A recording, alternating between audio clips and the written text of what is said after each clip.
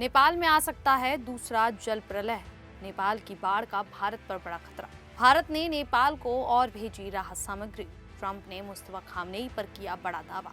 दिल्ली में ब्रिक्स की मेजबानी का हुआ ऐलान। नमस्कार, मेरा नाम है शालिनी और आप देख रहे हैं द न्यूज़ 15। स्वागत है आपका हमारे खास प्रोग्राम दुनिया के हालचाल में। चलिए नजर डालते हैं इन बड़ी खबरों पर विस्तार से। नेपाल को लेकर वैज्ञानिकों ने एक बार फिर चेतावनी जारी कर दी है। वैज्ञानिकों के मुताबिक नेपाल चीन सीमा के पास ऊपरी इलाके में अभी भी पानी के बहाव में रुकावट बनी हुई है, जिससे दोबारा अचानक बाढ़ आने का खतरा बना हुआ है। ये चेतावनी काठमांडू स्थित अंतर्राष्ट्रीय संस्था ICIMOD ने दी है। ये संस्था हिंदू कुश हिमालय क्षेत्र के 8 देशों में काम करती है। 26 अगस्त को नेपाल में अचानक बाढ़ आई थी। इसके बाद वैज्ञानिक बाढ़ की वजह और आगे के खतरे का पता लगाने में जुटे हुए हैं। खासतौर पर भोटेकोशी और त्रिशूली नदी के किनारे रहने वाले लोगों के लिए खतरा अभी पूरी तरह से टला नहीं है। ICIMOD के विशेषज्ञ कियांगोंग झांग के मुताबिक पिछले साल रासुआ में जिस इलाके में बाढ़ आई थी वो फिर खतरे की स्थिति में है। शुरुआती आशंका है कि लेंदे खोला इलाके में बर्फ या चट्टानों का हिमस्खलन हुआ, लेकिन इसकी पक्की पुष्टि अभी नहीं हुई है। आशंका है कि मलबे से नदी में अस्थायी बांध बन गया हो। अगर ये बांध अचानक टूटता है तो दोबारा तेज बाढ़ आ सकती है। बाढ़ के दौरान भोटेकोशी में पानी तेजी से बढ़ा और त्रिशूली नदी में मिल गया।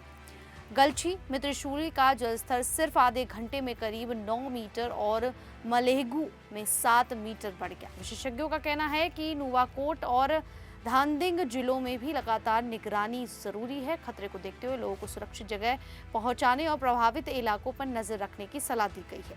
वहीं नेपाल में अचानक आई बाढ़ सिर्फ पड़ोसी देश की समस्या नहीं है। भारत को भी सतर्क रहना चाहिए, क्योंकि कई नदियां हिमालय से नेपाल होकर भारत के मैदानों में आती हैं। ऊपर भारी बारिश, ग्लेशियर की घटना या फ्लैश फ्लड का असर भारत में भी दिख सकता है, क्योंकि नेपाल के रसुआ में भयंकर फ्लैश फ्लड आया। इससे भोटेकोशी और त्रिशूली नदी प्रभावित हुई। त्रिशूली आगे भारत में गंडक नदी बन जाती है, इसलिए यूपी और बिहार में गंडक के जलस्तर पर खास नजर रखी जा रही है। उत्तर प्रदेश में महाराजगंज और कुशीनगर प्रभावित हो सकते हैं, लेकिन अधिकारियों के अनुसार अभी गंडक के खतरे के निशान से ऊपर जाने की आशंका कम है। बिहार में स्थिति को ज्यादा गंभीरता से लिया गया है।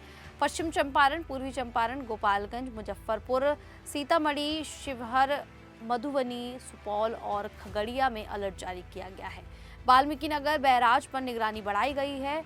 घाघरा, राप्ती और कोसी नदियों के जलस्तर पर भी नजर रखी जा रही है। भारत और नेपाल के बीच 1989 से बाढ़ पूर्वानुमान की व्यवस्था चल रही है। इसमें नेपाल में 42 और भारत में 18 स्टेशन शामिल हैं। दोनों देशों की संयुक्त टीमें बाढ़ पूर्वानुमान, कोसी गंडक परियोजना और बाढ़ प्रबंधन पर काम करती हैं। असली चुनौती बर्फ या चट्टान खिसकने से अचानक आने वाली बाढ़ को जल्दी पहचानना है। ऐसी घटनाओं में पानी बहुत तेजी से बढ़ सकता है, इसीलिए नेपाल हिमालय की घटना बिहार और पूर्वी उत्तर प्रदेश के मैदानों को सीधे तौर पर प्रभावित कर सकती है। नेपाल में आई बाढ़ की वजह से अब तक कम से कम 160 लोगों की मौत हो चुकी है और कई इलाकों में भारी नुकसान हुआ है। इस मुश्किल समय में भारत ने नेपाल की मदद के लिए राहत सामग्री भेजना शुरू कर दिया है। भारत ने गुरुवार को सैन्य परिवहन विमान के जरिए 37.5 टन मानवीय सहायता और आपदा राहत सामग्री की दूसरी खेप नेपाल भेजी। इसमें दवाएं और खाद्य सामग्री के पैकेट भी शामिल हैं। इससे पहले बुधवार को भारत ने नेपाल को 10 टन राहत सामग्री भेजी थी। विदेश मंत्री S जयशंकर ने बताया कि भारत लगातार नेपाल के अधिकारियों के संपर्क में है और राहत कार्यों में हर संभव मदद जारी रखेगा। प्रधानमंत्री नरेंद्र मोदी ने भी नेपाल के प्रधानमंत्री बालेन्द्र शाह से फोन पर बात की थी। बातचीत के दौरान मोदी ने नेपाल को हर संभव मानवीय सहायता देने का भरोसा दिया। उन्होंने कहा कि भारत इस मुश्किल समय में नेपाल के लोगों के साथ मजबूती से खड़ा है। भारत की ओर से भेजी गई राहत सामग्री में तंबू, कंबल, हाइजीन किट, सोलर लैंप और जरूरी दवाएं शामिल हैं। बताया जा रहा है कि आने वाले दिनों में भारत नेपाल के लिए और राहत सामग्री भेज सकता है। वहीं अमेरिकी राष्ट्रपति डोनाल्ड ट्रंप ने ईरान के सर्वोच्च नेता मुस्तफा खामनेई को लेकर बड़ा दावा किया है। ग्लेन बेक के साथ इंटरव्यू में ट्रंप ने कहा कि खामनेई की मौत नहीं हुई है, वे गंभीर रूप से घायल हैं। उनके शरीर के बाएं हिस्से, हाथ और पैर पर भारी चोट है। ट्रंप ने इसका कोई सबूत नहीं दिया। ये बात तब कही गई जब खामनेई की सार्वजनिक मौजूदगी को लेकर सवाल उठ रहे हैं। ट्रंप ने कहा कि अगर वे जीवित नहीं भी हैं तो ईरानी अधिकारी स्थिति को बहुत अच्छी तरह संभाल रहे हैं। वे अभी भी सर्वोच्च नेता से सलाह और मंजूरी लेने की बात करते हैं। इससे लगता है कि अमेरिका को भी उनकी असली हालत की पूरी जानकारी नहीं है।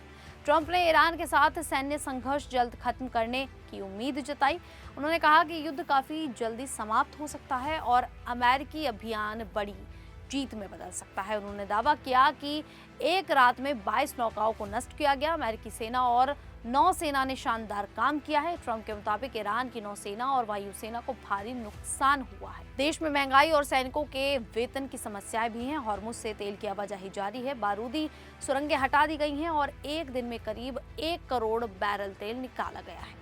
ट्रंप ने कहा कि इस संघर्ष का मुख्य मकसद ईरान को परमाणु हथियार बनाने से रोकना है।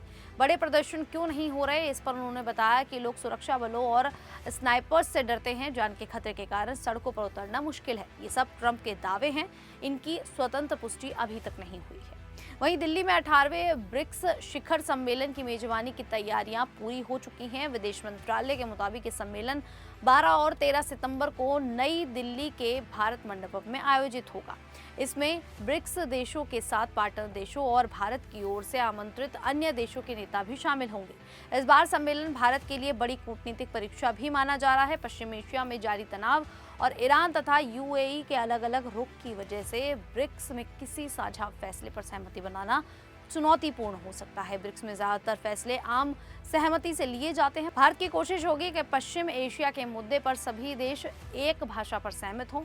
इससे तनाव कम करने और बातचीत को बढ़ावा देने का संदेश जाएगा। भारत पहले भी इस संकट में बातचीत और कूटनीति के जरिए समाधान की अपील करता रहा है। ब्रिक्स में अब 11 सदस्य देश हैं। इनमें भारत, चीन, रूस, ब्राजील, दक्षिण अफ्रीका के अलावा ईरान, यूएई, सऊदी अरब, मिस्र, इथोपिया और इंडोनेशिया शामिल है। भारत 2026 में चौथी बार ब्रिक्स की अध्यक्षता कर रहा है। इस दौरान देश भर में 25 से ज्यादा शहरों में 350 से अधिक बैठकें आयोजित की जा चुकी हैं। खैर, अब भारत जिस तरीके से दिल्ली में ब्रिक्स की मेजबानी करता हुआ नजर आ रहा है, क्या सऊदी अरब और ईरान के बीच में सहमति बनती हुई नजर आएगी, ये देखना होगा। फिलहाल अभी के लिए इतना ही। फिर हाजिर होंगे ऐसी ही देश और दुनिया से जुड़ी बड़ी खबरों के साथ। तब तक के लिए देखते रहिए द न्यूज़ 15।